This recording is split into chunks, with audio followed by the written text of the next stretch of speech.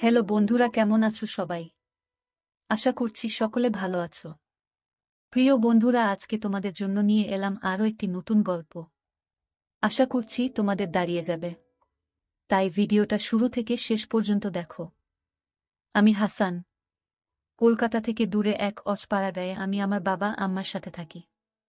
আমার বাবা একজন ব্যবসায়ী ও গ্রামের চেয়ারম্যান।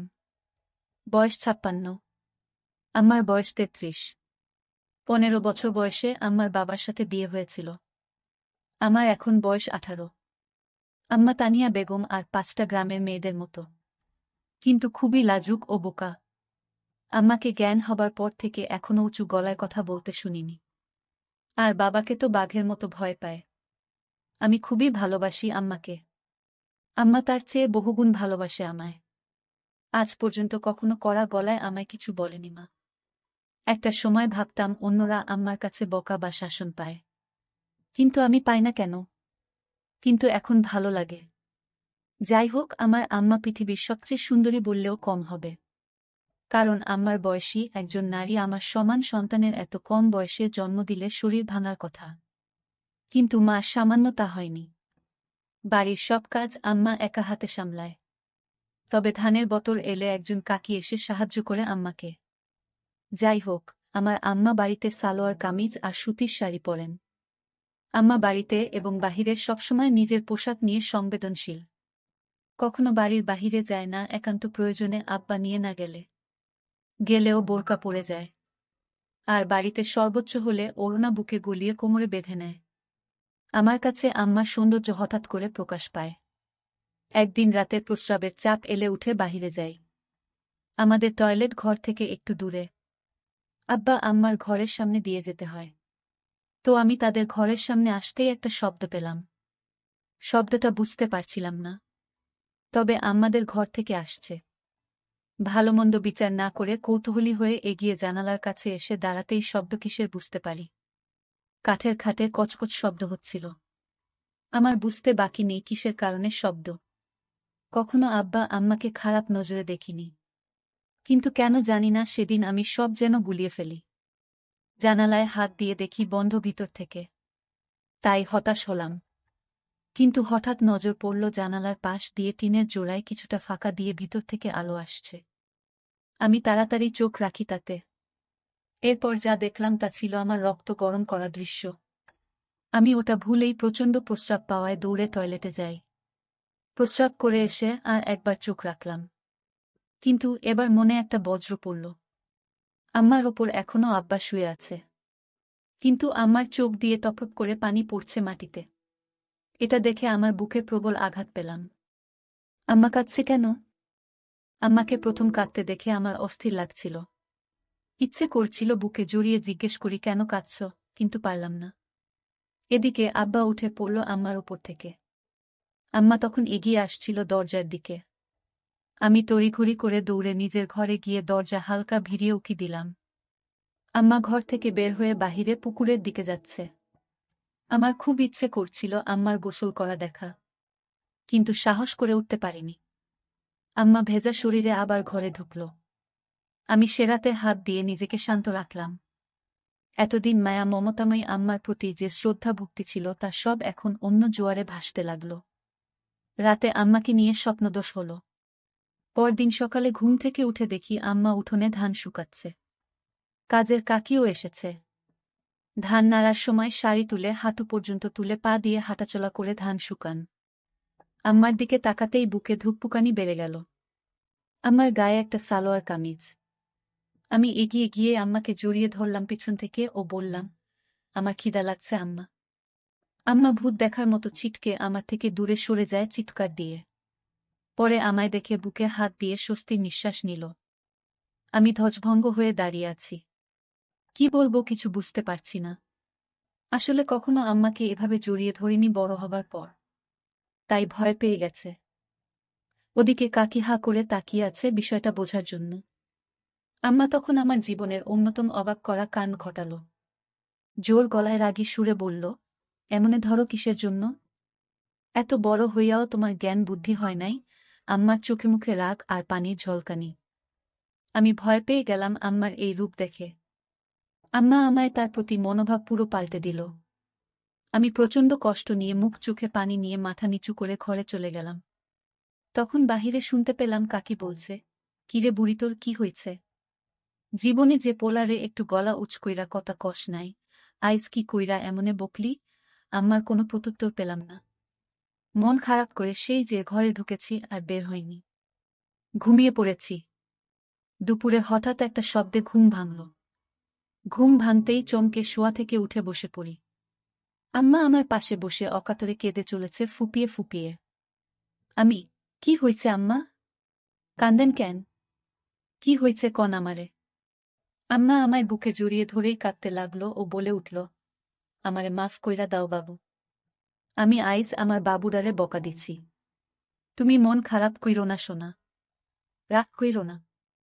আমি সকালের আম্মার সাথে এই আম্মাকে মেলাতে পারছি না।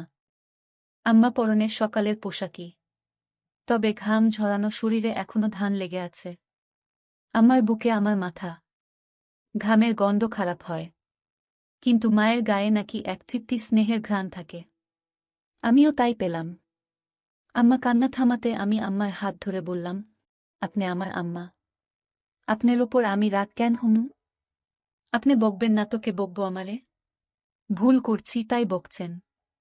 আম্মা বলল, আমার মনটা খারাপ আছিল ময়না, তাই মাথায় কাম করতাছিল না বইলা তোমারে বকছি।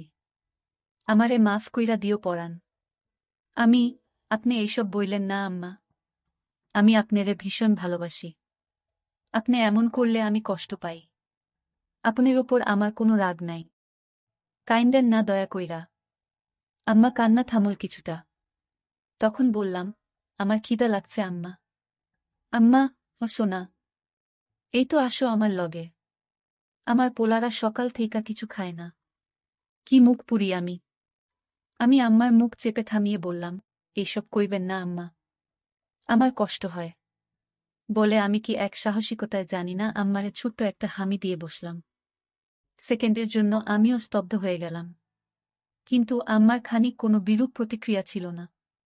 উল্টো আমায় অবাক করে আমার গালেও দিয়ে আমার শোনানা বলে বুকে জড়িয়ে ধরল। আমি আকাশ পাতাল এক হওয়ার মতো অবস্থা হয়ে গেলাম। আসলে কখনো এমন কিছু ঘটেনি এর আগে। সাধারণ তোমার সন্তানের এ ধরনের আচরণ স্বাভাবিক, কিন্তু আমাদের বিষয়টা ভিন্ন। এত বড় হয়েছি কখনো এমন করিনি কেউ। হঠাৎ করা একটু অস্বাভাবিক। কিন্তু আম্মার কাণ্ডেও আমি অবাক। আম্মা আমার হাত ধরেই বিছানা থেকে নেমে নিয়ে বাহিরে ও উঠোনে একটা পাশে গাছের নিচে বসিয়ে দিল। আমি কুলি করে বসলাম। আম্মা তখন ভিতরে গিয়ে প্লেটে করে খাবার আনো। আমায় খাইয়ে দিল নিজ হাতে। মাঝে হঠাৎ আবার কেঁদে দিল আমার দিকে চেয়ে আমার গালে হাত রেখে। আমি, আবার কান্তাছেন? আপনি এসব ভুইলা যান। আমি না আপনার পোলা, আমারে ভালোবাসেন বইলাই তো বকছেন। নাইলে বকতেন না তো। আমি আম্মার চোখ মুছে দিলাম।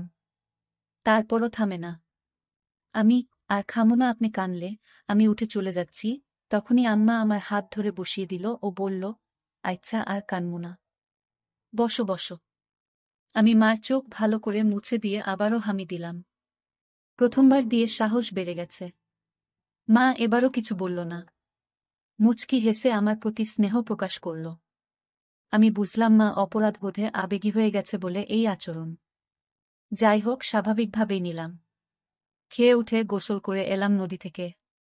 বাড়িতে ঢুকে দেখি আম্মা গোসল করে কাপড় নাড়ছিল উঠানে। গায়ে একটা নীল শাড়ি, ভেজা চুলে গামছা বেঁধে খোপা করে কাপড় নাড়ছে। তখনই আরেক কাহিনী ঘটল। আমার চোখ আটকে গেল মার পেতে। জীবনে মার দিকে এভাবে তাকাইনি বলেই হয়তো এত সুন্দর আমার নজর এড়িয়ে গেছে এতদিন। আমি তাকিয়ে আছি একধানে পেটের দিকে। মা তখন আমায় দেখে ফেলে ও তাড়াহুড়া করে পেট ঢেকে ফেলে। আমার খুব লজ্জা পেল বিষয়টাতে। বিব্রত হলাম, মার কাছে ধরা পড়ে। কিন্তু মা কিছু বলল না। কয়েকদিন চলে গেল। হঠাৎ আরেকদিন রাতে উঠে টয়লেটে যাই। তখন আবার আম্মার কণ্ঠ ও খাটের কচকুচ শব্দ পেয়ে থমকে যাই। কেন জানি না ভুলেই গেছিলাম এই বিষয়টা। এই দুদিনের কথা ভেবে নিজেকে একবার গালি দিলাম কেন দেখলাম না। রীতিমতো জানালার পাশের ফাঁকায় চোখ রাখতেই আবার সেই দৃশ্য। আম্মার চোখে মুখে ঠিক আগের মতোই নিরস চাহনি। একদম নিস্তেজ লাশের মতো পড়ে আছে, আর আব্বা আপমনে কাজ করে চলেছে। আমি আর সামলাতে পারলাম না। ওখানেই হাত দিয়ে শান্তি করে নিলাম। কাজ শেষে আব্বা আগের মতোই উঠে দাঁড়িয়ে যায়। আব্বাকে দেখে আজ এক প্রকার রাগ হলো। কেন এই বুড়ো যে আমার আম্মার মতো এক রূপবতীকে পায় তা আমার বুদ্ধিতে আসে না। এই বুড়োর সাথে এমন মেয়ে বয়সী নারীকে মানায় না। থলথলে ভুঁড়িওয়ালা পেট নিয়ে কোনো লাভই হচ্ছে না, তা ক্লাস 1-এর বাচ্চাদেরও বুঝতে বাকি থাকবে না। আম্মা খাট থেকে নেমে আঁচল ঠিক করতে লাগল। আমি বুঝলাম বের হবে, তাই দ্রুত ঘরে গিয়ে দরজায় উঁকি দিলাম। আম্মা দরজা খুলে বের হল। দরজা খুলে হঠাৎ কেন জানি না থেমে গেল কিছু সময়। এরপর হঠাৎ মুচকি হেসে মুখটা লাজুকোতা করে হাতে থেকে লজ্জার প্রকার দিল। আমি বুঝলাম না কেন এই কাণ্ড।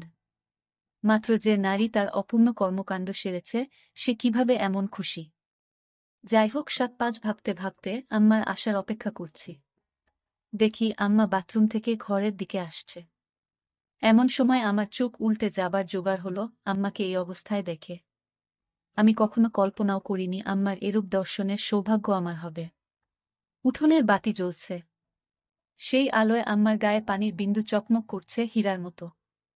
হঠাৎ আম্মা তার ঘরের সামনে এসেই থেমে গেল। আমার দিকে আম্মার মুখ। আচমকা হাত তুলে আড়মোড়া ভাঙার মতো করল। আর তার জন্য আরও ভালো লাগছিল।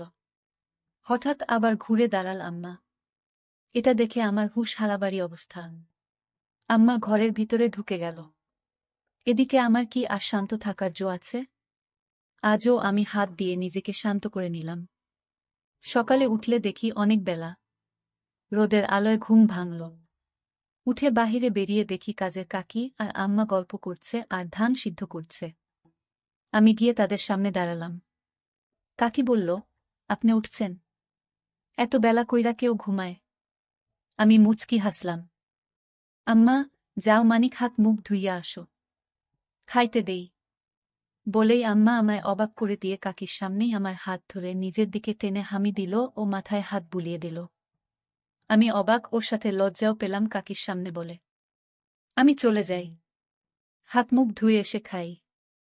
গ্রামে একটু ঘুরে বাড়ি এসে দেখি কাকি চলে গেছে। আম্মা বসে আছে মাদুর পেতে। আমি, আম্মা, এমনি কইরা মাইনষের সামনে এসব দেন কেন? আম্মা খিলখিল করে হেসে দিল ও বললইস, শরম পায় আমার মানিক। কেন খারাপ লাগে? আমি খারাপ কেন লাগব? কিন্তু মাইনষের সামনে এইসব ভালো লাগে না। আপনি আর এমন করেন না। আম্মা, ইচ্ছা ময়না আর করুন না। এখন কি খাইবা? আমি মনে মনে বলি তোমাকে খাব, কিন্তু তা তো আর বলা যাবে না। তাই বললাম, আপনি আমারে ভাত খাওয়াই দিবেন আম্মা? আম্মা, দিমু না কেন? আমি এখনই আইতাছি। আম্মা ভিতরে গিয়ে খাবার নিয়ে এলো।